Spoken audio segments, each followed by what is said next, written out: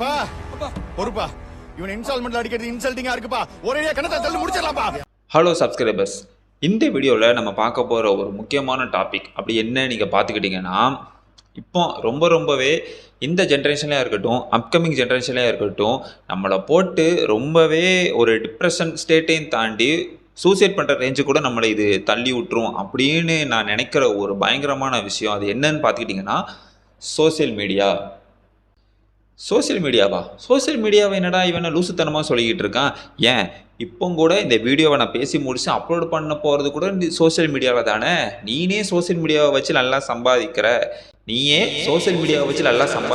அப்படிங்கிறப்போ நீ ஏன் சோசியல் மீடியாவை குறை சொல்கிறியே, நீ யோக்கியமா அப்படின்னு நீங்கள் கேள்வி கேட்கலாம். எஸ், கரெக்டு தான். அது என்னங்கிறது தான் இந்த வீடியோ ஃபுல்லாக பார்க்க போகிறோம். First of all, social media வந்து ஒரு டேஞ்சரஸான விஷயம். அதனால் இப்பேற்பட்ட ஒரு இந்த சூசைட் தாட்ஸ் கூட வரும் அப்படின்னு எனக்குள்ளே வந்ததுக்கு ஒரு முக்கியமான தாட்ஸ் அப்படின்னு பார்த்துக்கிட்டிங்கன்னா, first of all social media வந்து இப்போ எதுக்கு யூஸ் பண்ணுறாங்க அப்படின்னு பார்க்கும்போது, வைரல் ஆகிறதுக்கா, ட்ரெண்டிங் ஆகிறதுக்கா, இல்லை நம்மக்கிட்ட இருக்கிற டேலண்ட்டை வெளிப்படுத்துறதுக்கா, காசு அப்படிங்கிற மாதிரி தான் இருக்குது. எஸ், இப்போ சோசியல் மீடியாவே எப்படி காசு சம்பாதிக்கலாம் அப்படிங்கிறதுக்காக தான். இப்போ அப்படியே நம்ம கொஞ்சம் ரிவர்ஸில் போவோம். 2026 அப்படியே 2016க்கு வாங்க. 16ல் நம்ம சோசியல் மீடியாவை யூஸ் பண்ணும்போது அந்த டைமில் டாப், அதாவது சென்ட்ரலே 2 லேபிள் தான் பெரிய லேபிள். ஒன்று செந்தில், ஒன்று குணாங்கிற மாதிரி. ஒன்று ஃபேஸ்புக்கு, இன்னொன்று வந்து டிக்டாக், மியூசிக்கலி, இந்த மாதிரி ஆப்ஸ் அப்படி தான். ஸோ ஃபேஸ்புக் அப்படின்னு நம்ம பார்க்கும்போது முக்கால்வாசி ஃபேன் ஃபைட்டு தான். தலையா தளபதியா இப்போ வர அப்படி தான். பட் அப்போ வந்து செம பீக்கு, தலையா தளபதியா அப்படியே போயிட்டுருக்கும். அதில் வந்து அப்புறம் டிஎஸ்எல்ஆர் வச்சுக்கிறவங்களா இருக்கட்டும், மோஸ்ட்லி பிக்ஸார்ட் எடிட் பண்ணுறவங்க, இன்ஷார்ட்டில் எடிட் பண்ணுறவங்க, B6 டோல் இந்த மாதிரி ஆப்ஸ் எடிட் பண்ணி ஃபோட்டோவை நம்ம போஸ்ட் போடுவோம். ஸோ அதை பற்றி நிறைய லைக் வரும். காலகட்டத்தில் அப்படியே போகும்போது இன்ஸ்டாகிராம் வந்துச்சு, ஸ்னாப்சாட் வந்துச்சு, வாட்ஸ்அப் அப்போ தான் வரும். ஸோ வாட்ஸ்அப் ஒன்றும் பெரிய விஷயம்லாம் கிடையாது, ஜஸ்ட் மெசேஜ் மட்டும்தான். ஃபேஸ்புக்கு தாண்டி இன்ஸ்டாகிராம் இருந்துச்சு. இன்ஸ்டாகிராம் அவ்வளோ பெருசான ஒன்றுமே இல்லை. ஸோ அப்படியே இருந்துச்சு. அதையும் தாண்டி அவங்க எல்லாத்துக்குமே ராஜன் டைம்லேருந்து ஒரு காட்ஃபாதர் மாதிரி அப்படின்னு நம்ம சொல்லும்போது யூடியூப் வேணால் சொல்லலாம். யூடியூப்பில் நமக்கு ஸ்டார்டிங்லேருந்து தெரியும், யூடியூப்பில் வந்து இன்கம்ஸ் வந்து வரும், டாலர் கணக்காக வரும். இதை தாண்டி எதுவுமே தெரியாது. யூடியூப்பில் ஒரு வீடியோ போகிறோம், வீடியோ ரீச் ஆகிட்டுனா காசு வரும், அவ்வளோதான்.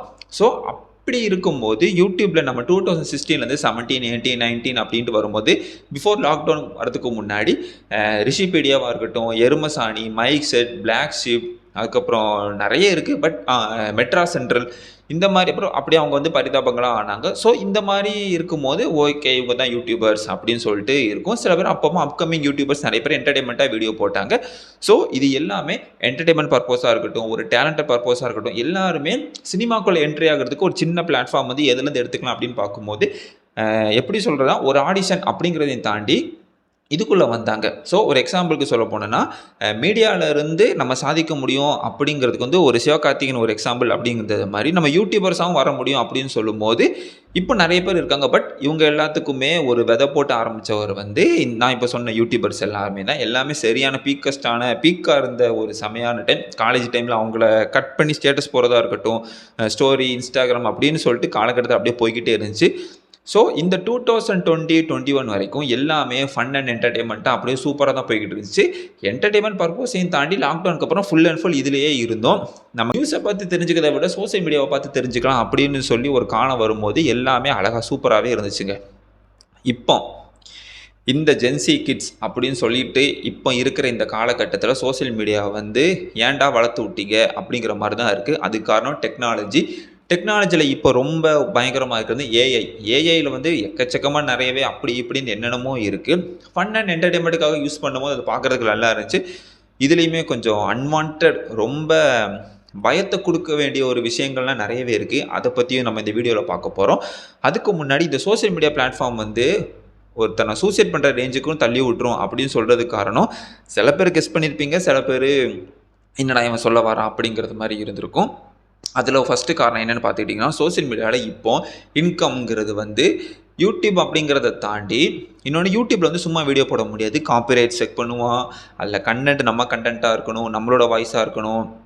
சும்மா எடுத்து போட்டு எதுவுமே பண்ண முடியாது. அதனால ஸ்ட்ரைக் அடிப்பாங்க. யூடியூப் சேனல் வந்து ரெஸ்ட்ரிக்ஷன் மோடுக்கு போயிடும். ஸோ எக்கச்சக்க விஷயங்கள் இருக்குது. ஸோ நம்ம தான் அப்படிங்கிற மாதிரி யூடியூப் இருந்துச்சு. பட் இன்ஸ்டாகிராம், ஃபேஸ்புக் மற்ற விஷயங்கள் அப்படி கிடையாது. இப்போ இன்ஸ்டாகிராமுமே பார்த்துக்கிட்டிங்கன்னா காசு. ஃபேஸ்புக் பார்த்துட்டிங்கன்னா காசு, யூடியூப் காசு, எல்லாமே காசு தான். சரி நீ என்ன கருமத்தை வேணாலும் போடு, நான் காசு கொடுக்கேன் அப்படின்னு என்னைக்கு வந்துச்சோ அன்னையிலேருந்து மட்டமான என்னங்க இப்படி நாருது அப்படிங்கிற ஒரு ரேஞ்சுக்கு தான் சோஷியல் மீடியா வந்து தள்ளப்பட்டிருக்குன்னு சொல்லணும். ஃபஸ்ட் இன்ஸ்டாகிராம் நீங்கள் எடுத்துக்கிட்டிங்கன்னா, இன்ஸ்டாகிராமில் எக்ஸாம்பிளுக்கு என்னையே எடுத்துக்கிட்டிங்கன்னா, நான் இப்போ இன்ஸ்டாகிராம் வச்சுருக்கிறது வந்து 5வது ஐடியா இருந்தாலும் இதுக்கு முன்னாடி வச்சுருந்த 4 ஐடியில் வந்து நான் ரீல்ஸ் போடுவேன், அப்புறம் காமெடி வீடியோஸ் போடுவேன், எங்கிட்ட விளாக் எடுத்தால் விளாக் பண்ணுறது, ஷார்ட்ஸாக கட் பண்ணி போடுறது, இல்லைனா எனக்கு வந்து நான் பெரிய விஜய் ஃபேன், ஸோ விஜய் சாரோட ஃபோட்டோஸ் இந்த மாதிரி ஸ்டேட்டஸ் ஸ்டோரி போடுறது, ஸோ இப்படியே தான் இருக்கும் தவிர ஒரு என்டர்டைன்மெண்ட் பர்பஸ்க்காக ஒரு ஆப்பை நான் யூஸ் பண்ணிக்கிறேன். இன்னொன்று, நான் பண்ணுற காமெடி வீடியோ கொஞ்சம் ரீச் ஆயிருச்சு, ஒரு வைரல் ஆயிருச்சுன்னா இந்த பையன் காமெடி பண்ணுறானப்பா, சரி ஜஸ்ட்டு இவங்களை தாண்டி நம்மளுக்கு முன்னாடி இந்த அண்ணன்மார்கள் எல்லாருமே எப்படி சோஷியல் மீடியாவில் டெவலப் ஆனாங்களோ, ஸோ அதை அப்படியே நம்ம ஃபாலோ பண்ணி நம்மளும் சினிமாவுக்கு வந்து போயிடலாம் அப்படிங்கிற ஒரு தாட்டில் இருந்தால். பட் இருந்தாலும் சில பேர் இப்போ வர போராடிக்கிட்டு இருக்கிற இந்த டைமில் நிறைய பேர் கஷ்டப்பட்டு படித்து எப்படியாவது ஒரு பிளேஸில் கிடச்சிடணும் அப்படின்னு இருக்கிற இன்னொன்று ஒரு பக்கம், அதாவது ஆன்லைனை பற்றியும் இந்த சோஷியல் மீடியா பற்றி எல்லாம் தெரிஞ்சு இருக்கிற ஒரு குரூப். இந்த பக்கம் நிறைய பேர் உங்கள் ஃப்ரெண்ட்ஸு கேங்கில் இருப்பாங்க, ஃபோட்டோ போட மாட்டாங்க, ஸ்டேட்டஸ் போட மாட்டாங்க, டிபி வச்சுருக்க மாட்டாங்க, பொண்ணுங்கிட்ட பேச மாட்டாங்க, ஃபாலோ பண்ண மாட்டாங்க. பட் அவங்களோட ஐடியை பார்த்துக்கிட்டிங்கன்னா 2000-3000 பேர் ஃபாலோ பண்ணியிருப்பாங்க. பட் இவங்க ஃபாலோவர்ஸ்னு பார்த்தா 200-300 பேர் தான் இருக்கும். ஸோ இந்த மாதிரி ஆன்லைனில் இருக்கிற சோஷியல் மீடியா வந்து சும்மா ஜஸ்ட் என்டர்டைன்மெண்ட்காக யூஸ் பண்ணுறேன். ஸோ இந்த 2 பேர் இருக்கும்போது இதில் ஒரு காமன் மேனோட கேள்வி என்னன்னா, நான் படிக்கிறேன், வேலைக்கு போகிறேன், 15,000 சம்பளம் வாங்குகிறேன், 2 வருஷம் கழிச்சு 18,000 20,000 வாங்குறேன். ஸோ இப்படி போயிட்டுருக்கிற இந்த டைமில் எந்தவித டேலண்ட்டும் இல்லாமல் ஜஸ்ட்டு சும்மா ஸ்லோ மோஷனில் வீடியோஸ் போட்டு இப்போ இன்ஸ்டாகிராம் நிறைய பேர் சம்பாதிச்சு. இதில் உனக்கு எங்கடா குத்துது, இதில் உங்களுக்கு எங்கடா குறையுது அப்படின்னு நீங்கள் கேள்வி கேட்டிங்கன்னா, ஒரு ரீல் அன்றைக்கி ஃபுல்லாக எனக்கு மைண்ட் அப்செட் ஆனதுக்கு ஒரு காரணம் அந்த ஒரு ரீல் தான். அது என்னதுன்னா, 5 வருஷத்துக்கு முன்னாடி கஷ்டப்பட்டு படித்தாதான் நம்ம 5 வருஷத்துக்கு அப்புறம் நல்லா இருக்க முடியும்னு சொல்லி படிச்சுக்கிட்டு இப்போது 15K சேலரி வாங்குகிற ஒரு ஆண் ஒரு பெண், அதுவே 5 வருஷத்துக்கு முன்னாடி சும்மா ரீல்ஸ் போட்டுருந்த ஒரு பொண்ணு இன்றைக்கி இன்ஸ்டாகிராம்லேயும் பொண்ணுங்கிறத நான் குறை சொல்லப்போ பையன் 2 பேருமே இன்ஸ்டாகிராமில் சம்பாதிச்சு இன்றைக்கி ஒரு மாடலாவோ அப்படி இப்படி நான் சொல்லிட்டு போகும்போது அவங்களோட டேலண்ட் என்னன்னு பார்த்தா ஆக்டிங் சென்ஸாவோ காமெடி சென்ஸாவோ எதுவுமே இருக்குது. ஜஸ்ட்டு சும்மா ஸ்லோ மோஷனுக்கு ரீல்ஸ் போட்டு அது ரீச் ஆகி சினிமாவில் பெரிய ஆளாக இருந்தால் கூட சந்தோஷப்பட்டிருக்க மாட்டேன். இன்ஸ்டாகிராம் காசு தரான், ஃபேஸ்புக் காசு தரான், யூடியூப்காரன் காசு தரான். ஸோ இப்படி இருக்கும்போது இப்போ இருக்கிற ஜென்ரேஷன் கிட்ஸ் என்ன சொல்கிறாங்கன்னா, வேண்டாம் யூடியூப் ஆரம்பித்து வீடியோ போட்டாலே ட்ரெண்ட் ஆகிடலாம், இன்ஸ்டாகிராமில் வீடியோ போட்டாலே இப்படி ஆகிடலாம், சும்மா என்னத்தையாவது பண்ணிடலாம். இன்னொன்று ஒரு விஷயம் என்னதுன்னா, இந்த இன்ஸ்டாகிராமில் எனக்கு ரொம்பவே பிடிக்காத ஒரு விஷயம் சப்ஸ்கிரிப்ஷனில் அப்படி என்ன தாண்டா நீங்கள் பிடுங்குறீங்கிறத எனக்கு இப்போ வர எனக்கு தெரியவே இல்லை. நான் இப்போவும் சொல்கிறேன், ஒரு பொண்ணோட ட்ரெஸ் பண்ணுறாங்கன்னா ஃபுல்லாக போத்திட்டு இருந்தால் இப்படி அப்படின்னு இந்த டைம் எல்லாம் போய் அவளுக்கு பிடிச்சிருக்கு, அவள் கம்ஃபர்ட்டாக ட்ரெஸ் பண்ணியிருக்கேன், நீ தப்பான பார்க்குற பார்வையில் தான் இருக்குன்னு சொல்லி இந்த மாதிரி இருக்கிற டைமில் இருக்கும்போது ஒரு மாடல் ஒரு ஆக்டர்ஸ் போஸ்ட் போகிறாங்கன்னா கூட ஒன்றும் தெரிய மாட்டேங்குது. எஸ், அவங்க ஆக்டர்ஸ், அவங்க மாடல், அவங்களுக்கு பிடிச்சிருக்க போடுறாங்க. ஆனால் சிலதுங்க என்ன பண்ணுதுன்னா, நடிக்கவும் தெரியாது, எமோஷனலாகவும் பேச தெரியாது, எதுவுமே தெரியாதுங்க, ஒன்றுமே தெரியாதுங்க உங்களுக்கெல்லாம். சும்மா இன்ஸ்டாகிராமில் ஸ்லோ மோஷன் வீடியோ ஒரு கேட்டகரி. இன்னொன்று என்னதுன்னா, கமெண்ட் செக்ஷனில் முன்ன வல்கராக பேசுகிறாங்கன்னு தெரிஞ்சும் அதையே நீ கண்டென்ட்டாக எடுத்து முன்னாடி காட்ட சொல்கிறாங்கன்னு சொல்லி நான் முன்னாடி காட்ட மாட்டேன் பின்னாடி தான் காட்டுவேன்னு பச்சையாக பேசுகிற இது ஒன்று. இன்னொன்று, இது வந்து வல்கரான ஆக்டிவிட்டி, இதை வந்து நீ வேணுக்குனே தான் நீ பண்ணுற, எல்லாரும் கிடையாது, சிலது வேணுக்குனே பண்ணுறேன்னு சொல்லி வேணுக்குனே பண்ணுறேன்னு ஆரம்பித்து அதை வந்து இதை விட சூப்பராக உங்களுக்கு காட்டுறேன், வாங்க சப்ஸ்கிரிப்ஷனில் உங்களை பார்க்கலாம் அப்படின்னு சொல்லி சிலது இருக்குது. இப்படி இருக்கும்போது இந்த நான் ஸ்டார்டிங்கில் சொன்னோம்ல, சோஷியல் மீடியா பிளாட்ஃபார்மை யூஸ் பண்ணி காமெடி, என்டர்டெயின்மெண்ட், ஃபன், ஆக்ஷன், ரொமான்ஸ்னு இதெல்லாம் பண்ணி சினிமாவில் சாதிக்கணும் அப்படின்னு வர்ற ஒரு கூட்டம், கஷ்டப்பட்டு படித்து பிளேஸ்மெண்ட் வாங்கி சம்பாதிச்சு வீட்டுக்கு கொடுக்கணும்னு வர்ற ஒரு கூட்டத்தை அடித்து தள்ளிக்கிட்டு எல்லாமே இந்த மாதிரி கேவலமான ஆக்டிவிட்டீஸ்லாம் பண்ணி ஃப்ரண்ட்டில் வந்து உட்காந்துக்கிட்டு இன்றைக்கி சீஃப் கெஸ்ட்டு பார்க்கும்போது செம்ம டென்ஷன் ஆகுது. ஏன்னா இப்போ இருக்கிற சில பேர் சொல்கிறது என்னதுன்னா, இன்ஸ்டாகிராமில் வீடியோ போட்டு நான் இதாகிடுவேன், இன்ஸ்டாகிராமில் போட்டு இதாகிடுவேன், அப்போது படிக்க வேண்டாமா? ஸோ இப்போ நல்லா கட்டிக்கிட்டிங்கன்னா நல்லா படிச்சுமே நிறைய பேருக்கு வேலை கிடைக்க மாட்டேங்கி. அப்போ இவங்க எதுவுமே பண்ணாமல் படிச்சிருப்பாங்களா இல்லையான்னு தெரியாது. எக்ஸாம்பிள் சொல்லணும்னா இந்த பொத்த கடந்தானே கொடுவை,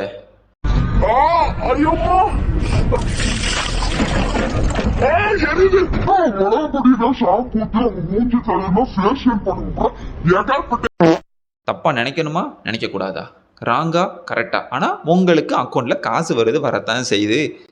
ஸோ இதுவே எனக்கு வந்து சுத்தமாக எனக்கு பிடிக்கவே இல்லை. இது ஒரு கேவலமான விஷயம். ரெண்டாவது ஏஐ தாண்டி ட்விட்டர் ஒரு 2 மாதமாக யூஸ் பண்ணால் அதில் குரூக் அப்படின்னு சொல்லி ஒரு GROK நினைக்கிறேன் அது வருது. அதுக்கிட்ட நம்ம பசங்க எல்லோரும் சேர்த்தானே சொல்லணும், நம்ம பசங்க என்ன பண்ணுறாங்கன்னா ஒரு பொண்ணோட ஃபோட்டோவை போட்டு குரூக் ரிமூவ் ஹேர் ட்ரெஸ் அப்படின்னு போடுறாங்க. அது ரிமூவ் பண்ணி கொடுக்குது. அதெல்லாம் என்னடா அப்படின்னு சொல்லிட்டு ஒரு ஷாக் ஆகலாம். என்னடா இதுன்னு பார்க்கலாம். நாளைக்கு நம்ம பொண்ணுக்கு நடந்தால், நம்ம கூட இருக்கிறவங்களுக்கு நடந்தால், நம்ம ஃப்ரெண்ட்ஸ்க்கு நம்ம சிஸ்டர்ஸ்க்கு நடந்துச்சுன்னா அதெல்லாம் பார்க்க முடியலைங்க. என்னங்க இது ஏஐயை வச்சு நீங்கள் இப்படியெல்லாம் யூஸ் பண்ணிகிட்டு இருக்கீங்கன்னு. ஒரு கேட்டகரி என்னென்னா டெக்னாலஜி டெவலப்மெண்ட்னு சொல்லி சப்ஸ்கிரிப்ஷனை யூஸ் பண்ணி படித்தவங்களையும் சரி டேலண்ட் இருக்கவங்களையும் சரி பின்னுக்கு தள்ளிட்டு முன்னாடி வந்து உட்காந்துக்கிட்டு சீஃப் கெஸ்ட்டுன்ட்டு வந்து ஆட்டிக்கிட்டு போகிறாங்க. இன்னொருத்தன் என்னென்னா இப்படி பண்ணிக்கிட்டு ஃபாலோவர்ஸை கெயின் பண்ணிக்கிட்டு சம்பாதிச்சுட்டு போகிறான். இன்னொன்று கேட்டகரி இருக்குது. அது எப்படின்னா ஏஐ மூலயமா ஒரு ஹீரோயின் ஃபோட்டோவோ யார் ஃபோட்டோனாலும் இருக்கட்டும் அவங்கள ரொம்ப வல்கராக யோசிச்சு பார்த்தா நாளைக்கு நமக்கு நடந்தால் இதான் ஸ்டார்டிங். இந்த ஏஐ டெக்னாலஜி அப்புறம் ஜெமினி அப்படிலாம் சொல்லிட்டு இருக்கிற இந்த ஒரு 1 இயராக நம்ம எல்லாத்துக்கும் தெரிஞ்சு சொல்லிக்கிட்டு இருக்கோம். ஸோ இதுவே நாளைக்கு நமக்கு நடந்தால். இன்னொன்று விஷயம் ஸ்டார்டிங்கில் சொல்லியிருப்பேன் சூசைட் அப்படின்ட்டு. இப்போ ரீசெண்டாக கேரளாவில் நடந்த ஒரு இன்சிடெண்ட்டை பார்த்துக்கிட்டிங்கன்னா அந்த வீடியோவை நான் பார்க்கும்போது ஏஐயா அப்படின்னு நினச்சேன். ஏன்னா இப்போ நிறைய பேர் ரேண்டமாக செல்ஃபி எடுக்கிற ரேண்டமாக ஸ்டேஞ்சஸ் கிட்ட போய் நான் வீடியோ எடுக்கிறேன்னு சொல்லி நிறைய பேர் எடுத்துகிட்டு இருக்கும்போது ஸோ அதே மாதிரி தான் எடுக்காங்களோ அப்படின்னு நினச்சிக்கிட்டு நானும் ஸ்வைப் பண்ணி விட்டுட்டேன். கமெண்ட் செக்ஷனை பார்த்தா ஃபுல்லாக மலையாளத்தில் தான் கமெண்ட்ஸ் போட்டிருந்தாங்க. நானும் பெருசாக எதுவும் எடுத்துக்கல. கொஞ்ச நாள் கழித்து பார்த்தா அந்த வீடியோவில் இருக்கிற ஆள் சூசைட் பண்ணிட்டாங்கன்ட்டு வருது. அதுவும் நான் ஏஐ தான் நினச்சேன். சூசைட் பண்ணது ஏஐ தான் நினச்சேன். அந்த வீடியோ எடுத்து போட்டதும் நான் ஏஐ தான் நினச்சேன். எல்லாமே ஏஐ தான் நினச்சேன். பார்த்தா ரியல். அது என்ன இன்சிடென்ட்னா அந்த பொண்ணுக்கிட்ட அவங்க வந்து ஹார்ஷாக ஒரு ஹராஸ்மெண்ட் மாதிரி ஒரு தப்பான மிஸ்பிஹேவ் பண்ணியிருக்காங்க அப்படின்னு சொல்லி அந்த பொண்ணு வீடியோ எடுக்குது. ஸோ வீடியோ எடுத்து போடுது இந்த பர்சன் வந்து என்கிட்ட மிஸ்பிஹேவ் பண்ணுறார் அப்படின்னு. ஃபஸ்ட்டு அவர் வந்து உண்மையாகவே மிஸ்பிஹேவ் பண்ணியிருந்தார்னா இதை விட முன் செருப்படி எதுவுமே கிடையாது. இன்னொன்று விஷயம் என்னதுன்னா இப்போ நிறைய பொண்ணுங்க வந்து பிரேவாக ஒரு தைரியமாக இருக்காங்க அப்படின்னு வந்துட்டு இருக்கும்போது நீங்கள் அந்த ஸ்பாட்டில் அவனை ஒரு அரைஞ்சு என்னத்தையா நீங்கள் கேட்டிருக்கலாம். அந்த பப்ளிக் உங்களுக்கு சப்போர்ட் பண்ணியிருப்பாங்க, எல்லாம் நடந்திருக்கலாம்.